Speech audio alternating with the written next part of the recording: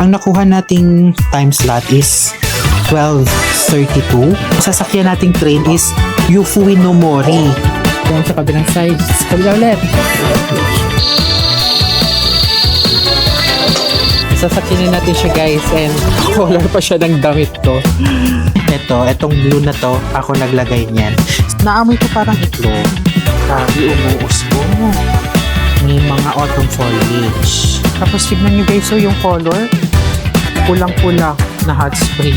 Tignan nyo yung yung usok na lumalabas. Tignan ito guys, medyo nag-clear na yung paglabas ng skin. Napuno na ako ng skin. Hindi na ako makakita. Ayun guys, update. Pumunta tayo kanina sa may bus station kasi check sana natin yung schedule papunta ng Beppu. And nakalagay dun guys, 1 o'clock pa, 1:30 pa yung dating ng bus papunta ng Beppu. So ang ginawa ko, pumunta ako ng Yufuin Station. Nag-check ako kung merong available na time slot from Yufuin Station to Beppu Station na train.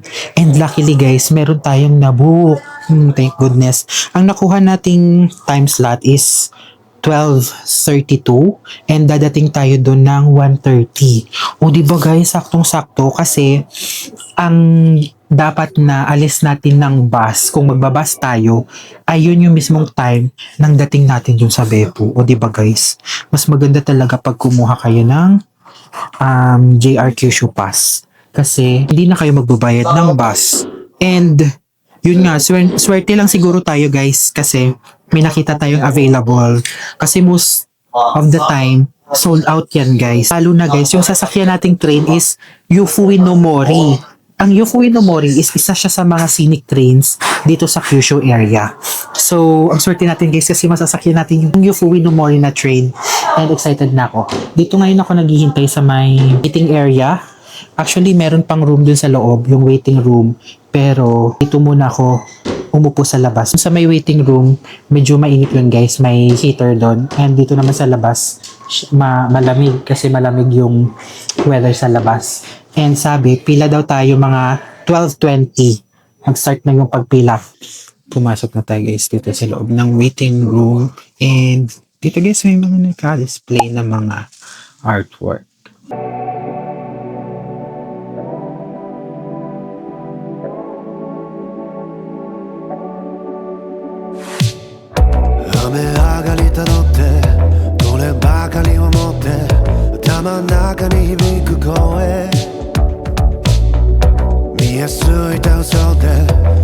Ito lang guys yung loob ng waiting room. So basically, surrounded siya ng mga paintings, pati dun sa kabila meron din. Tapos isang mga tables and chairs dyan sa gitna. Kung saan kayo pwedeng maghintay. And dito sa loob guys, mainit-init. May heater ata dito. May heater system ata dito. Tapos paglabas mo, grabe. Ang lamig. Tignan nyo guys, yung mga dahon. Nagsisiliparan. Yan guys yung labas ng Yufuin Station. 12:32 dadating na yung Yufui no Mori 3 na train papuntang Beppu. Yan guys, nakapasok na tayo dito sa Yufuin Station. Hintayin natin yung Yufui no Mori 3 going to Beppu. It's already 12:23 so dadating siya ng aalis siya ng 12:32. So maya-maya nandito na yan. Ang ganda ng train tracks dito guys.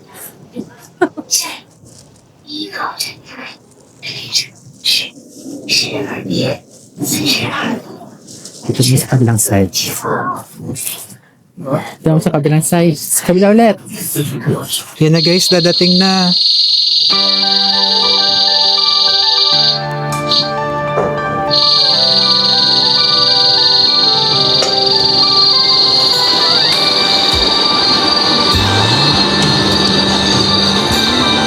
Dumating na.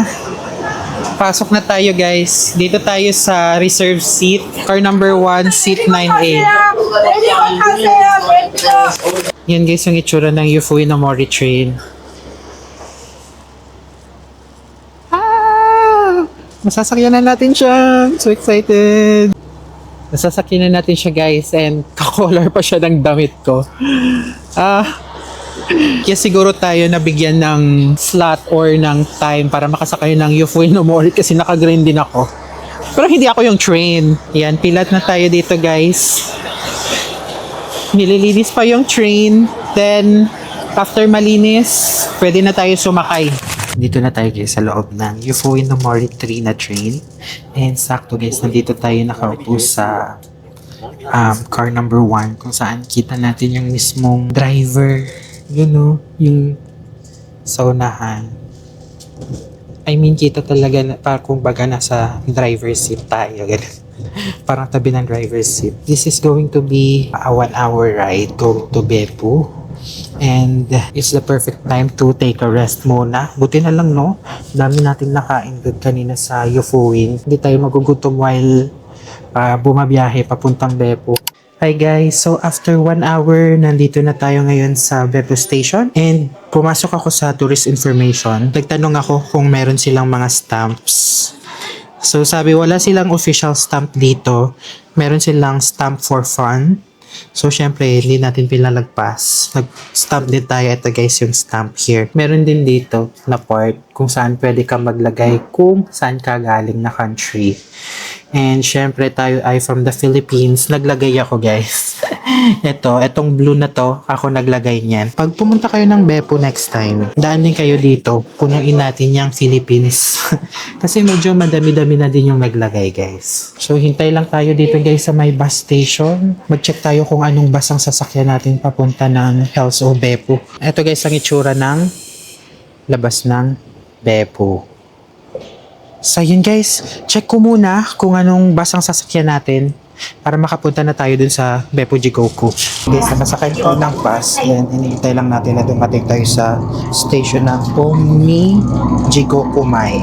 Umi Jigokumai. Tapos 5 minutes na walk lang from there, makarating na tayo sa Beppu Jigoku.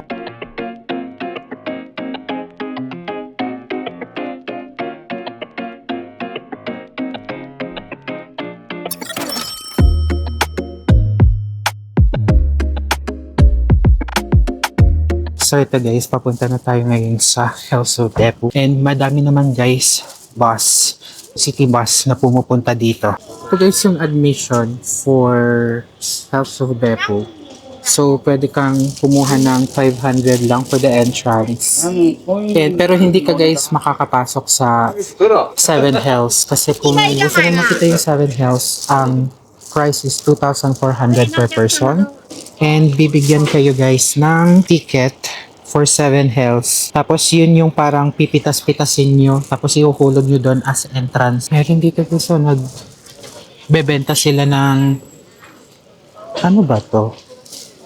It's like steamed na kakanin or something. Naamoy ko parang itlog.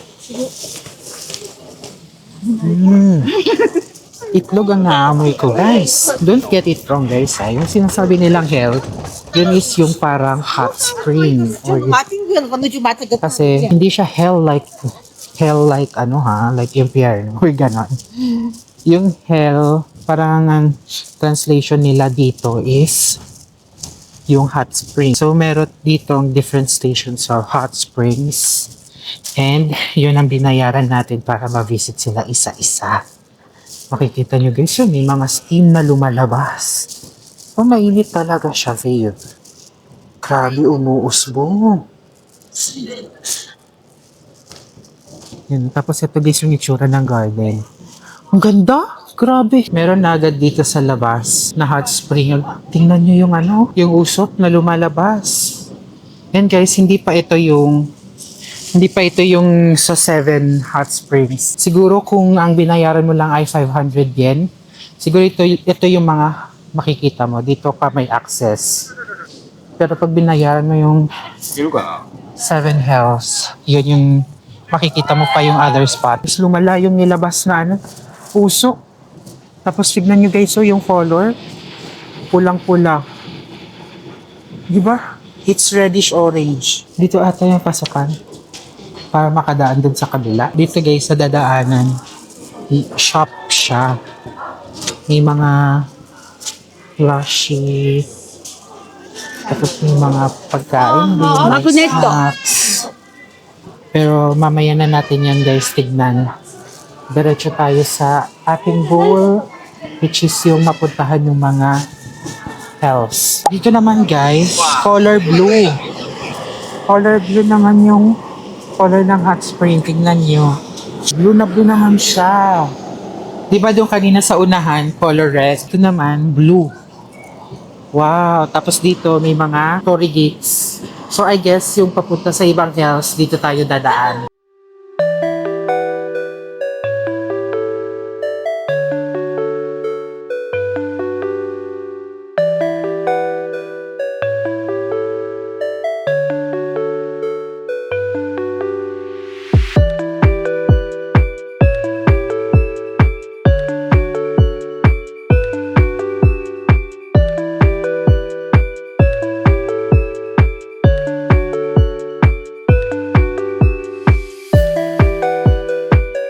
Nandito tayo ngayon sa Omi Jigoku kasi yun lang naman yung color, ano 'di ba? Yung color blue. Siguro yung nakita natin kanina sa unahan, yun yung Onishibozu Jigoku. Kaso hindi naman siya color brown, 'di ba guys? Color red naman siya kanina. Or mali yun, or hindi yun, no? Saan ba yung daan papunta sa ibang hills? Or I guess sarado na kasi hapon? Huh? Hindi naman siguro. Or hindi talaga siya guys magkakalapit. Ay magkakalayo ata siya. Hindi siya sa iisang lugar lang. 'Di ba ito yung map? 'Di ba ito yung pinuntahan natin kanina? Ito. So ito yung parking lot. So, para makapunta ka sa iba, lalabas ka. Lalabas tayo guys. Lakad tayo guys. Hanapin natin yung ibang stations of hell. Yun ba yung tawag? Stations of hell or invento ako? Eto guys, hindi pala sila yung tipong magkakatabi. I mean yung literal na magkakalapit. Magkakalayo pala sila. Lalabas ka pa para makita mo yung ibang hot spring. So nakapunta na tayo ng Omi Jigoku. And ito yung tinuturo for another one. Yung in Onishinoyu Jigoku or Onishibozu Jigoku. Okay, ngayon naiintindihan ko na siya. Kasi nauna, akala ko nandun silang lahat sa isang lugar, sa isang station. Hindi pala. Ito yung putik. Pero mahina pa yung ano niya no, yung kulo.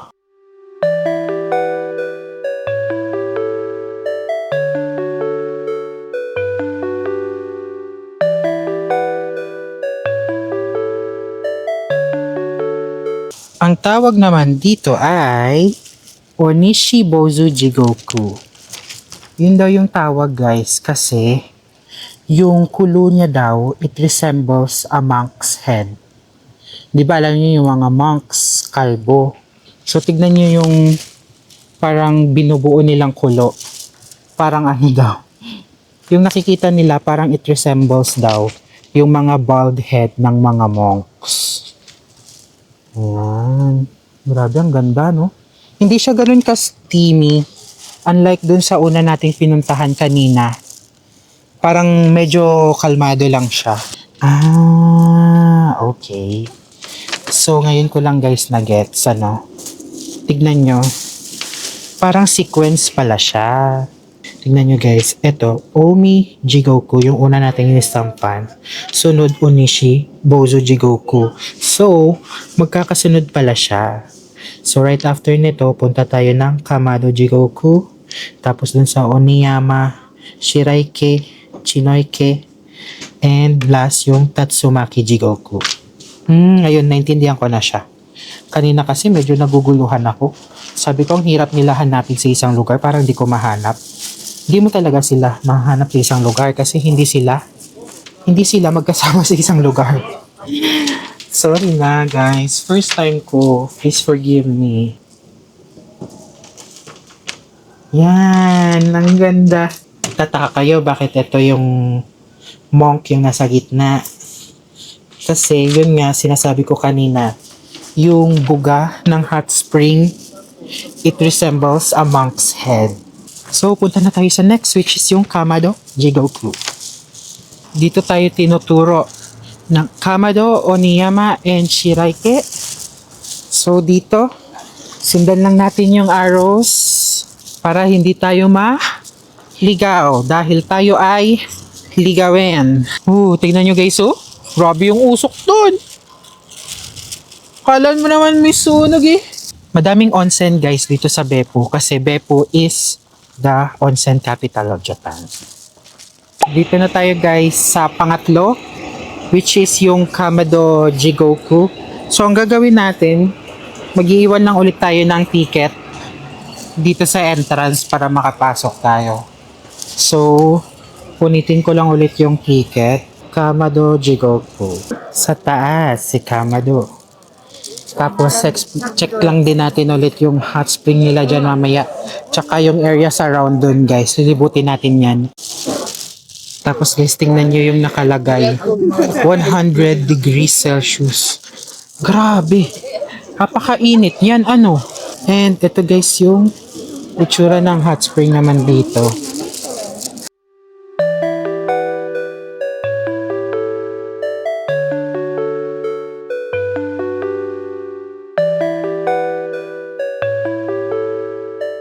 Please slowly sucking from the nose. So, aamuyin siya.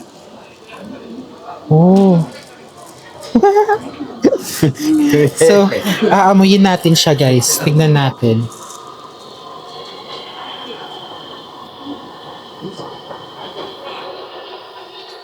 Oh. Napuno na pa ng steam. Hindi na ako makakita. Ang naamoy ko guys, amoy ng egg. Parang ganun. Amoy itlog. Tapos itong hot spring daw na to guys, meron din kasing hot spring dito sa likod. 95 degrees Celsius. Ang init nito, babe. The pond is in the 5th district, usually boasts a beautiful pale blue color, but after a prolonged rain, it transforms into a shade of green. Oh! So pag umuulan guys, nagiging green siya.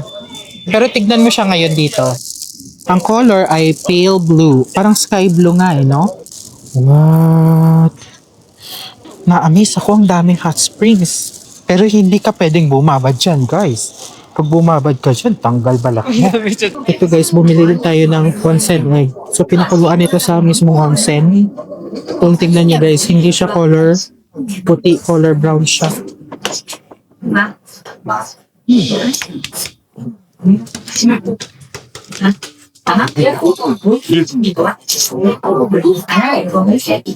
Napadami ako ng asin.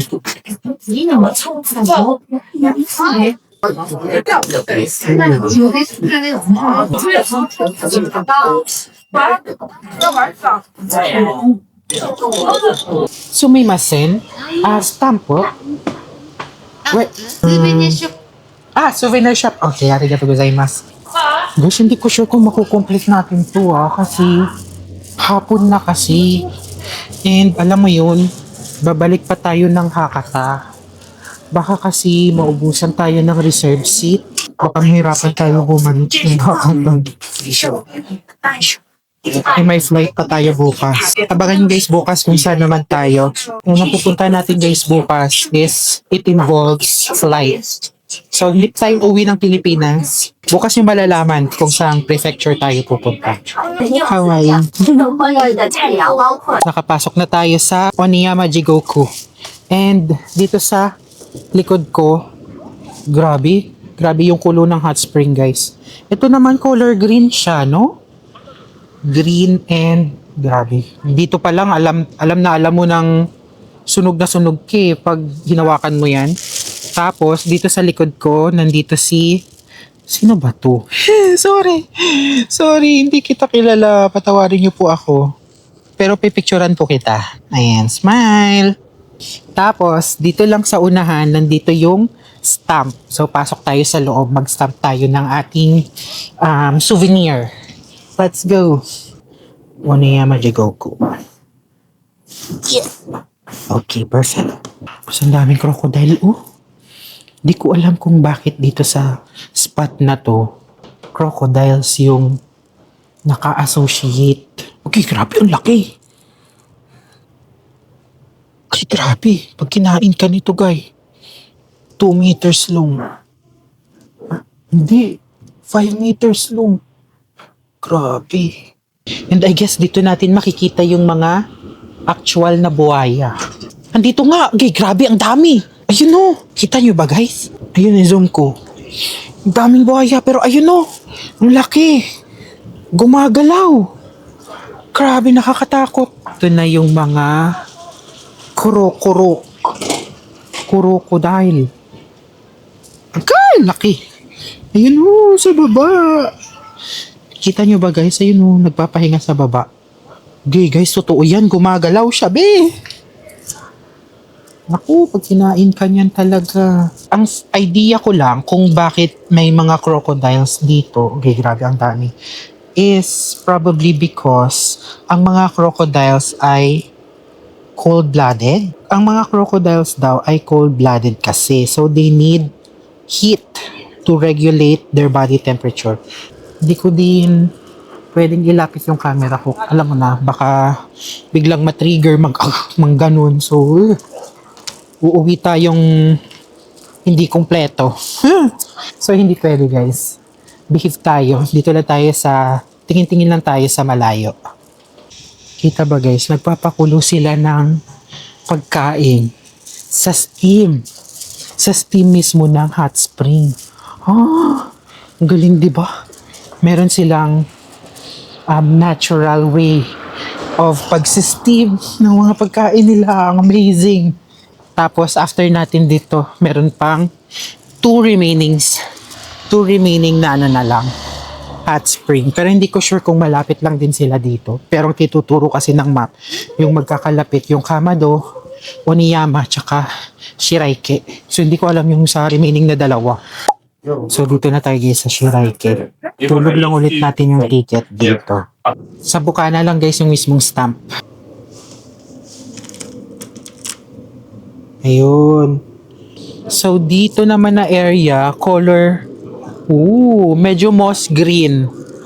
Medyo moss green yung kanilang hot spring, yung color dito. Pero medyo tahimik dito, no? Hindi masyadong matao. Medyo tahimik ang vibe dito.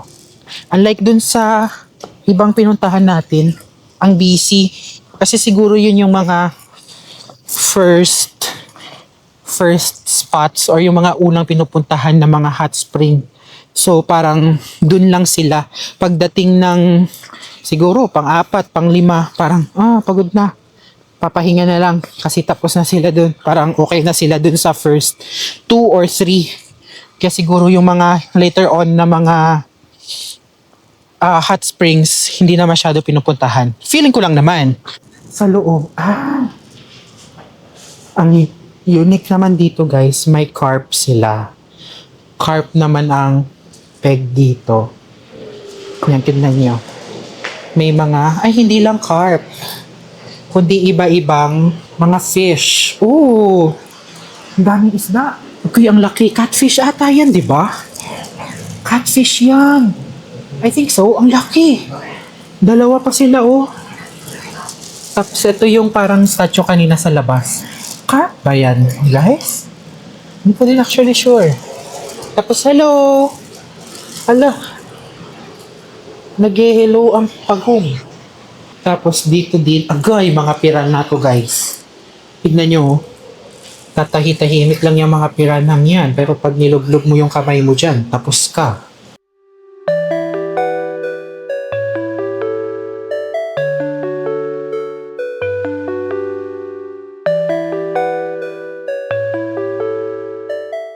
Kaya ba natin puntahan yung last 2? Let's see guys. Kasi alam nyo naman, schedule natin pabalik ng Hakata ay alas 4. Ayan di ba dito tayo ngayon sa Shiraike? So ang layo niya ay 3 kilometers papunta dito sa dalawang magkakatabing waterfall. 10 minutes guys, pero kailangan ng bus. Pag nilakad mo siya, it's 32 minutes. Okay guys, parang hindi muna natin mapupuntahan yung last 2 Siguro i-reserve natin siya sa pagbalik natin ng Beppu. Pero since we are on a time crunch, hindi natin muna siya mapupuntahan. Pero tignan nyo guys, oh. Yung mga drainage. Yan, oh, may usok na lumalabas. Ayan.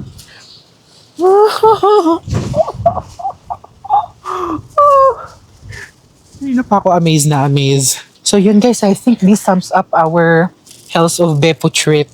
And ngayon, figure out natin paano bumalik ng Hakata. Ang oras ng biyahe from sa Hells of Beppu papunta ng pabalik ng Beppu station, it will take 30 to 35 minutes. I think 1 hour is just the right time para wait. Matarik kasi guys from Shiraike. Para maintindihan nyo kung bakit ako hapong-hapo. Ayan guys. Galing ka dun sa baba. Aakyat ka dito. So hiking siya. Mag-short hike ka. Ganon. So sana maintindihan nyo kung bakit ako hapong-hapo. Hi guys. So nandito tayo ngayon sa bus station. Specifically dito sa Asahi Bus Station. So dito tayo sasakay papunta ng Beppu Station. Guys, nagkamali pa ako kasi kanina dun ako sa kabila. Nakikita nyo ba yun? Bus stop din yan eh. Diyan ako kanina nakapila. Tapos akala ko yan na yun kasi yung Google Maps kasi. Akala ko dyan na. Yun pala, mali. Dito pala ako sa kabila kasi dito yung Beppu Station. Eh guys, na-realize ko siya na meron pa palang bus stop dito sa kabila nung may dumaang bus. Tapos huminto dito. Kaya di sana, yung bus na yun, nasakyan ko na sana yun Beppu Station. Eh ngayon nag-iintay ako ulit. Ang sabi sa Google Maps, 4:45 daw dadating. Eh 4:39 pa lang. So sana nga guys no, dumating kasi hindi ko talaga masyado maintindihan pa yung bus dito sa Japan. Kasi hi guys, finally nakarating tayo ng Beppu Station. So yung kaba ko talaga kanina, grabe, di ko alam kung makakasakay ba ako ng bus kasi ang bihira nung daan ng bus sa Beppu Station. And yung next trip guys, papunta ng Hakata is 5:18. So hindi natin na abutan yung pina-reserve nating seat na 4:53. So okay lang yun guys.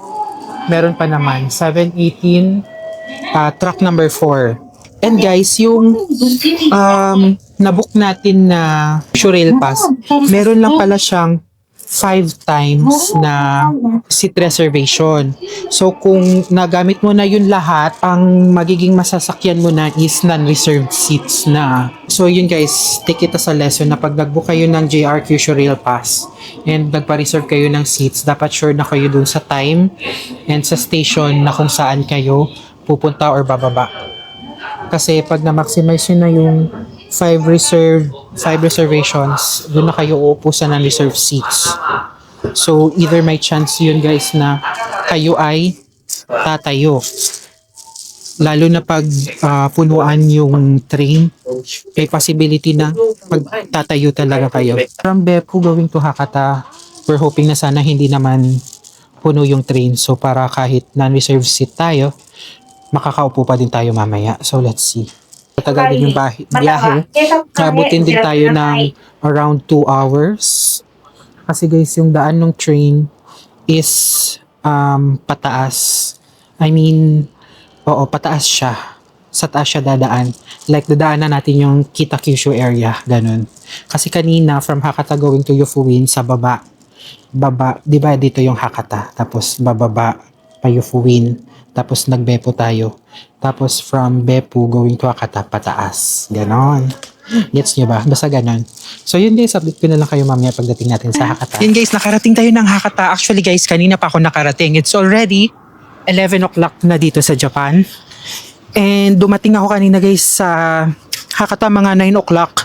Pero guys, sa train pa lang, grabe nahihilo ako guys kasi, 'di ba, sa entire day Ang nakain ko lang is yung dalawang binili kong onigiri.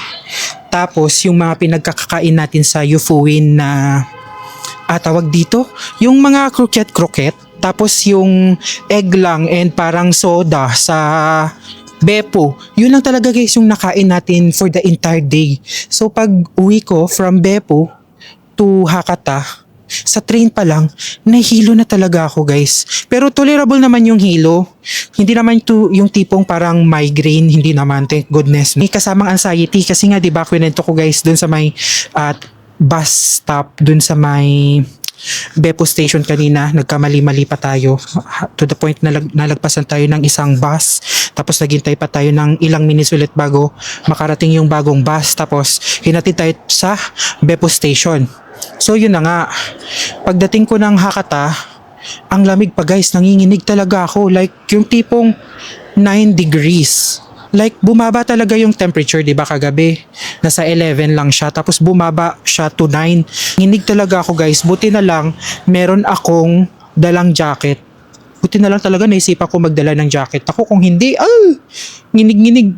Mas nginig-nginig pa talaga ako dun sa dun sa station pauwi. So, ayun guys, pagod-pagod talaga ako kanina. Ang ginawa ko lang is right after ko umuwi, nagbabad talaga ako dun sa sauna ng hostel.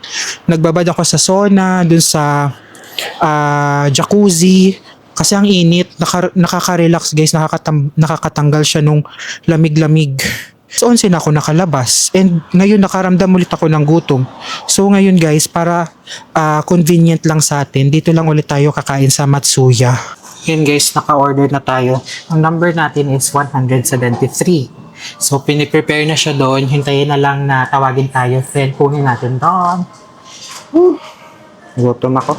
Dami nating coins guys. So, siya yung nagpapabigat ng bag ko. So, bukas, magtatap up kasi tayo ng IC card para dun sa preparation sa pupuntahan nating prefecture bukas, which is abangan nyo kung saan tayo pupunta. Pero hindi ko uubusin yung coins. Kasi remembrance ko yung iba. And magagamit din naman natin yung pagbalik natin ng Japan. Right after nito guys, magkondiniran tayo. Kasi parang konti lang yung nag-vlog ko na kondiniran, no? Tapos parang hindi din ako kasi madalas nagkukondiniran. Kasi nga, pagod na tayo pag umuwi. Kasi siksik yung itinerary natin. Sa travel, very essential din na meron tayong enough rest. Parang yung pera, yung effort, yung energy, tsaka yung opportunity na nandito na tayo, tapos magkakasakit lang tayo. So, essential din guys na meron tayong enough rest sa travel. Ito yung bagong binili kong bag sa, remember di ba nagpuso ko yung outlets tayo yesterday. And dumaan tayo di ba ng Coach. Ako ay nabudol ng isang Coach bag. Investment din to guys, bag. Tsaka first time ko magkaroon ng Coach bag. So, I'm so happy. It's an investment and an asset. So guys, ito na yung in-order natin na pork loin and yung may kasama miso soup. So, ang dami niyang green onions. Para bang isa akong kalabaw. Layo pala guys ng Yufuin and Beppo. Pero kung tatanungin niya ako kung feasible ba siyang i-DIY, feasible po. Pwede nyo po siyang i-DIY. Tapos, lalo na kung meron kayong JR Kyushu North Pass. Actually guys, yung Yufuin and Beppo, pwede nyo siya mapuntahan kung bumili kayo ng Kyushu North Pass and yung All Kyushu Pass. Pero kung magbibili lang kayo ng Kyushu South Pass, hindi nyo siya guys magagamit for Yufuin and Beppo kasi nasa north side siya ng Kyushu region. And guys, right after nito, mag-ayos lang ako ng maleta kasi hindi ko pa naayos yung ibang gamit ko papunta sa prefecture na lilipatan natin bukas. Pero yung paglipat natin dun guys, babalik pa tayo actually dito sa Fukuoka kasi dito yung magiging exit point natin pabalik ng Pilipinas. So kung saan prefecture tayo pupunta, bukas abangan nyo yun sa next vlog. So dito ko na muna guys i-end ang vlog for today. Mahaba-haba ang araw na ginawa natin, no? Kasi, and hindi lang mahaba-haba, matagal-tagal, and malayo-layo. Pumunta tayo ng Yufuin. Supposedly, magdadaan muna tayo ng Beppo. tapos Yufuin. Pero after some happenings, naging baliktad. Nauna yung Yufuin tapos Beppo. Tapos right after that, nagpahinga tayo. And kumain ng dinner, yun yung first proper meal natin for today. Tapos yun, nag-conveniran. So dito ko lang muna guys i-end ang ating vlog.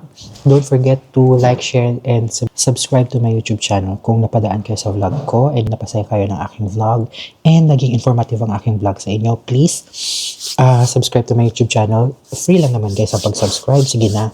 And don't forget to leave a comment down below. So, yun lang muna guys. Abangan nyo kung saan tayo pupunta perfectly bukas. Yun lang muna. Bye!